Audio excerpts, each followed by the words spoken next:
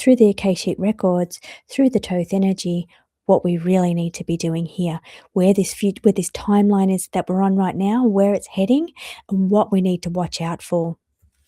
So it's bringing in big, expansive energy, something really important we have to do around cleansing negative energy, facing our fears, shadow work. It's going to be really important. We've got some big changes coming in. Pluto also brings changes. It's transforming, changes and transformation, but it's facing our fears and doing the shadow work.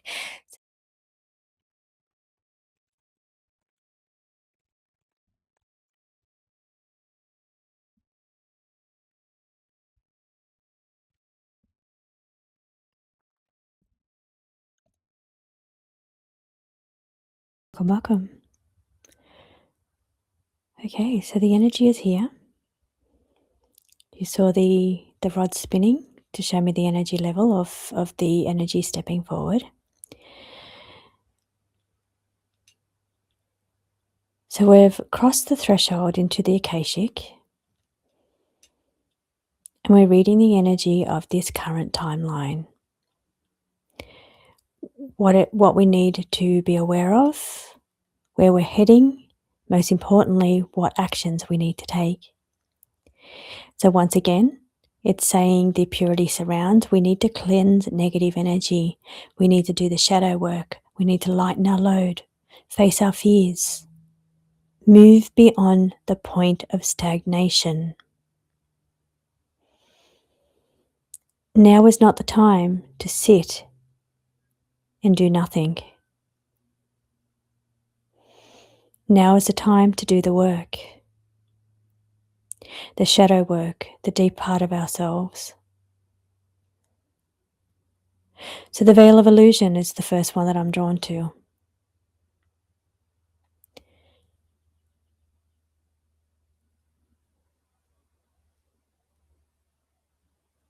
Sitting with the karmic effects. So the veil of illusion is saying that it's now time to take the blinders off. It's time to see reality for what it is, to see your incarnation for what it is. Now, part of this I feel is integrating lessons learned from past lives. Now remember, when the rods cross, that's yes. When they go outwards, that's no. So yes, show me no. No. And sometimes they're just going to point for us to tell me which cards align with each other. Like I said, we're doing veil of illusion. Veil of illusion with karmic effects. So cause and effect, the law of cause and effect. What does that mean? The law of cause and effects means that every action has a reaction. It means that karmic effects, to do with where I was going with the past life, karma from past lives, that's one of the things that we need to dissolve, cleanse ourselves from past karma. Things that we've incarnated back into this life, bringing forward, thinking, okay, I can do that better, or I didn't quite do that good enough in my past life. I'm going to come back and do it again because I don't feel like I've done that good enough. So this is part of the karma that we're bringing. So the part of the shadow work that we're doing, releasing the negative energy or the negative effects of bringing karma into each life repeatedly over and over again. So here it's time to do the work to say, okay, I'm not taking any karma with me into the next life. In fact, some people are not even coming back into another life. So here, if they do the work and the shadow work and releasing the karma and saying there's nothing I regret, I have no regrets, I have no energy here of holding on to baggage or feeling like I haven't done a good enough job at certain things, and I'm going to have to come back and do those things again. You've got to let those things go. We've got to cleanse those things. It's negative energy. It's heavy in our aura, and we need to lighten that load. Now, the feather here I'm drawn to as I'm looking over at Purity Surrounds is showing me a feather that's ruffling through an aura. So whether you're doing this physically as a healer or going to a healer to get it done, or whether you're just doing it visually, it's like fluffing through the aura and removing anything heavy related to karma from past lives. Here, it's time to say, now I refuse to carry this forward again. either from this life or from a past life. I'm not playing that game anymore. No, you're not.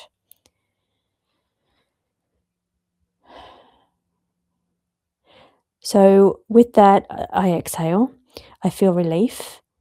Yes, I feel like I'm letting go. Now, because these things feel heavy, regret feels heavy, loss feels heavy, trauma feels heavy.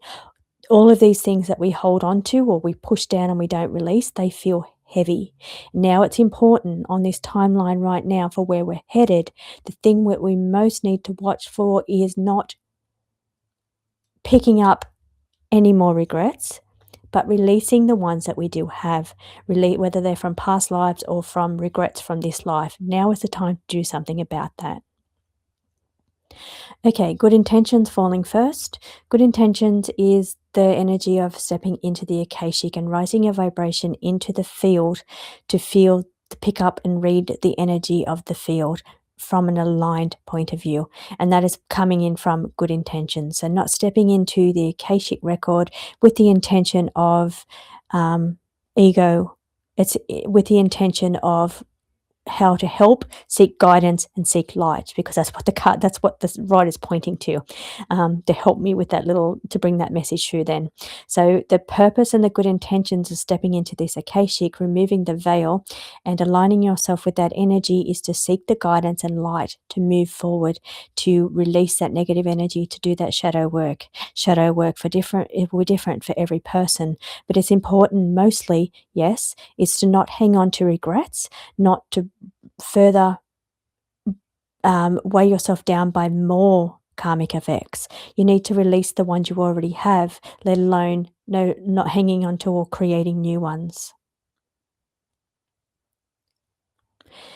Atmospheric influence.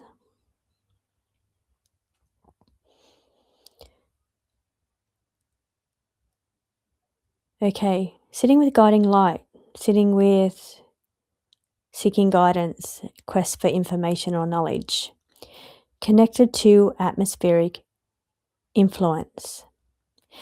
Now, when I say the atmospheric influence, I think sometimes this is the Schumann resonance. I think it affects all of us collectively. It affects us individually as well. But somehow I'm picking up something a little bit more than that. It feels like the space, the luminal space that we're in. So it feels like what this incarnation is that we're in. So as we step from the spiritual presence into the physical presence, the difference in the energy. Now, it feels to be much heavier, much denser. That's what I'm picking up about the influence and how those heavy effects when we come in. Now, you feel lighter, freer when you step outside of that, when you step into the spiritual presence, the light body. See that guiding light, that light body. So when you step beyond passing between lives, you're in a space of the light body. It feels so much lighter, freer. You have a better perspective of what all of this means. But when you step into the physical body during incarnation, when you incarnate into this lifetime, it is dense, it is thick, it is heavy, it is veiled. It is veiled by illusion, mind wiped into not remembering the purpose, not remembering what it is outside of the physical body. So here they're showing me this veil of illusion, how it feels different. They're showing me feelings of feeling heavy, feeling dense, feeling weighed down, feeling anchored. This is all the energy of when I'm talking about this aura, this I'm drawn now over to the feather. We're pointing again, it's pointing to the purity surrounds, but I'm drawn to that card psychically to say that your aura needs to be light as a feather. So does the atmospheric influence around you. Now, where we step into the physical body, of course it's heavier and denser than the spiritual body, but we're trying to lighten that. It's heavy and it's thick because that's what this world is. Collectively, there's so much chaos here, and that's why it feels so thick and heavy.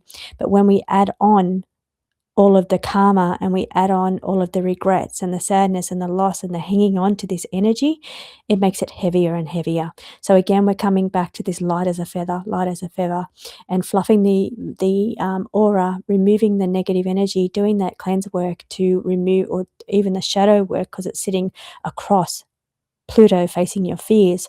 So whether for some of you it's just light work that's needed, some of you it's deep work, it's trauma work that needs to be worked through. But I'm feeling like it's time to make this physical presence feel closer to the feeling of the light body. Now, is this resonance? That's a yes. Is it based on vibration? Yes. So lightning, not only lightning through the spiritual or light body or the aura, but it's also, it feels like it's raising in frequency or resonance as well. The way you vibrate feels, I'm trying to pull in the right word here. So it feels lighter is the only word that I can think of. It's not so heavy and dense. It's because I keep being drawn back over there where it's pointing to the atmospheric influence. It's showing me really dense energy. And that dense energy is impacted by Pluto, fears, your regrets, the things that hold you back into this energy.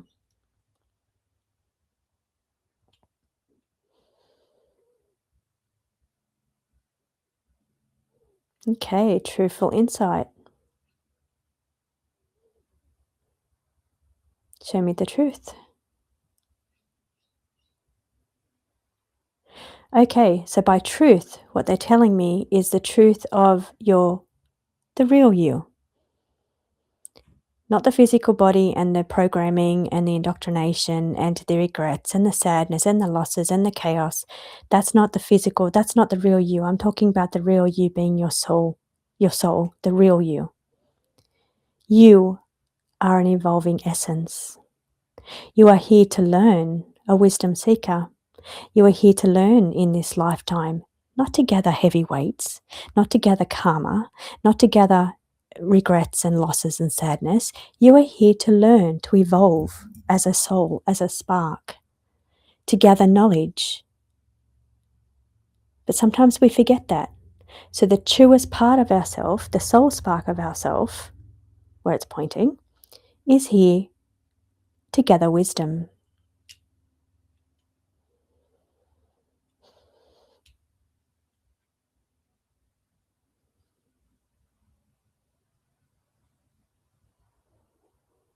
Okay, so now they're pointing me to AI reliance versus seeking guidance and light. This is always one I struggle with, because I think AI, the goal of AI is to sever our connection from our spiritual purpose or our light bodies, and that's my fear. And isn't that funny that we're talking about fears? So for me, that's a fear that I hang on to. But it's an evolution. It's an evolution that allows us to have more knowledge. Okay, so this is me releasing a fear. This is me releasing a fear that AI will sever me from my spiritual or light body. It's saying no. No. It's saying that it's here to help seek the knowledge. It's an evolution if used in the right way. Of course, never forget that your intuition should always be held to highest importance above AI. But AI is very useful when it comes to things that we don't know about. Education type stuff, wisdom stuff, knowledge stuff, even ancient wisdom, tapping into that and how it relates to things that you're learning or picking up intuitively. So keeping this nice and brief, this current timeline that we're headed for, transformation coming, and it's time to get in touch with the true essence of yourself, evolving into the next level. So those two cards I picked up intuitively I felt that's what I was meant to read, but then the rods just landed on them. So that's why I wanted to show you the rods today, because intuitively I just know I'm guided where to go. But by seeing the rods, you can see where you can see it physically. You can see what spirit are doing. They guide my eyes to them, but the rods are being pointing to them, so you can actually see what's going on here. Now, have I missed anything? Because we've jumped around a lot, and I've actually covered every single card. So in summary with this reading, in looking at through the Akashic Records where this timeline is headed, we're at a point of having to move beyond just the physical body energy, the dense energy, the atmospheric influence. That's the dense energy that surrounds us on the physical plane. It gets heavier and heavier because of everything that's going on chaotically in the world. That's heavy, dense energy affected by things on the outside of us. But then we're affected also by karma that we keep bringing through. And we're forgetting our true essence of ourself, that we're here to evolve. We're here to seek wisdom. We're not here to repeat karmic patterns or keep gathering more karma. So we have to let it go. We have to cleanse negative energy. We have to face our fears and do the shadow work if that's necessary. When we've got our fear of AI and what's coming in the future, we have to look at it from a different perspective and see that it's an evolution that we can gain wisdom from. Look at it from a more positive effect, and that's my own personal fear. So that's them making me release that now. Not just me, they're saying. So no, it's not just me, it's others as well. So any other thing you want to point out? But I would say that is the one thing that feels urgent right now. That is the one thing that we really, really need to be focusing on right now on this timeline.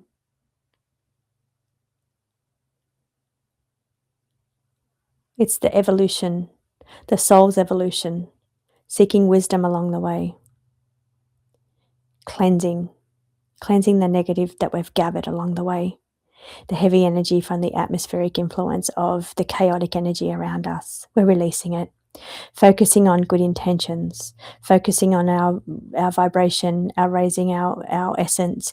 Now, I don't want to say that because I seem to repeat that message all the time, but I want to say that it feels more deeper this time. It feels more like doing the work, not gathering more negativity. It's about releasing, letting go. I'm also being shown now with the veil of illusion, the deception, that negative energy, that chaotic energy in the atmosphere around us because of not just the way the world is, it's all the chaos that goes on in the world. And again, they're really pointing to this and making me focus here. They're saying that it wraps around us and it anchors us, it binds us, it makes the veil stronger. It means it makes it so we cannot see through the veil because of the heaviness. We're anchored. We cannot see the light. We cannot see our way forward here. It's a cause and effect. The more we look into the negative, the more we're affected by it. It affects our ability to see the truthful insights, the beautiful evolvent essence, and the light body that we really are. So that's their final message. Hope you enjoyed that reading. Let me know your thoughts, and I'll be back again next week.